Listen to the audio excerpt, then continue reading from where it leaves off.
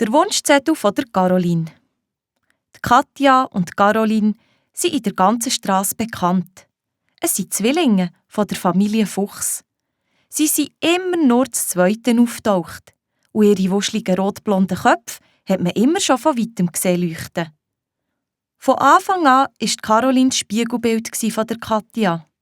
Sie ist neben ihr im Kinderwagen gesessen, hat mit ihr Masern und Röteln bekommen, hat mit ihr im gleichen Sandkasten gespielt und war immer so angelegt wie ihre Schwester.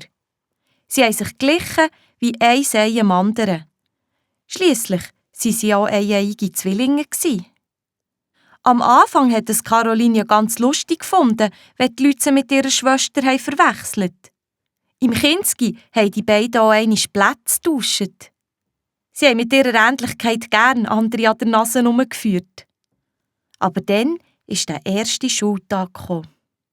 Die Katja und Caroline sind mit den gleich blauen Hosen, den gleichen weißen Blusen, den gleichen roten Pullis und den gleichfarbigen Schuhsäcken losgezogen. «Da kommt das doppelte Carolinchen», hat der Lehrer gesagt. Alle haben gelacht. Nur die Caroline nicht. Sie hat zuerst auch nicht gewusst, warum. Ganz still ist sie da gesessen. Auch am nächsten und am übernächsten Tag. Der Katja hat es gefallen in der Schule. Sie hat schnell neue Freunde gefunden und gar nicht gemerkt, dass Caroline immer stiller ist geworden. Nach einer Weile hat der Lehrer mit der Mutter geredet. Die Katja ist ein sehr lebhaftes Kind, hat er gesagt. Die Caroline dagegen ist still und bewegt sich kaum.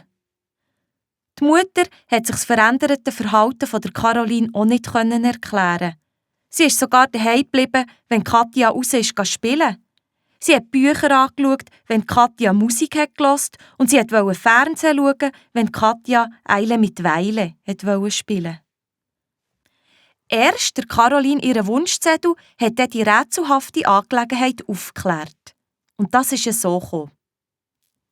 «Soll ich den Wunschzettel schreiben oder du?» hat Katja Ende November gefragt. «Ich möchte das mal meinen eigenen Wunschzettel schreiben», hat Caroline geantwortet. «Wieso denn? Wir kommen doch immer das Gleiche über.» «Eben drum. Ich finde das doof.» «Warum denn auf einmal?» «Ich möchte einmal einen knallroten Pulli, wenn du einen blauen bekommst.» «Ich wünsche mir aber keinen Pulli. Ich wünsche mir Schleifschuhe.» «Dann wünsche ich mir Rollschuhe.» «Ich wünsche mir einen Tennisschläger. Und ich mir einen Malkasten.» Und so ist es eine Weile hin und her gegangen. «Du bist mir doch nicht böse?» hat Caroline wissen, als sie mit dem Wunsch aufzählen fertig war. «Nein», hat Katja gesagt, obwohl sie der Caroline ihren letzten Wunsch ziemlich komisch hat gefunden. Sie hat sich nämlich einen Rossschwanz wachsen und ihren Namen mit C schreiben. Als die Mutter der Caroline ihren Wunschzettel hat gelesen, ist sie sehr, sehr nachdenklich geworden. Bei der Caroline, ihrem letzten Wunsch, ist ihr plötzlich klar geworden, was ihre Tochter so lange bedrückt hat. Sie wollte unverwechselbar sein und nicht nur der Schatten von der Katja. Natürlich haben die Zwillinge nicht alles bekommen, was sie sich gewünscht haben. Aber am Christbaum ist ein grosses, selber backenes C mit einer roten Haarschleife dran gehangen. Da hat Caroline gewusst, dass ihre Mutter sie verstanden hat.